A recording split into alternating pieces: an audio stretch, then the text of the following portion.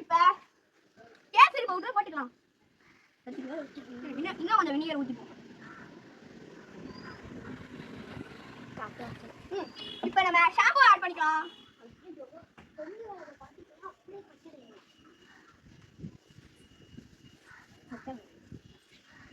நம்ம பேக்கிங் சோடாவை போடுவோம்.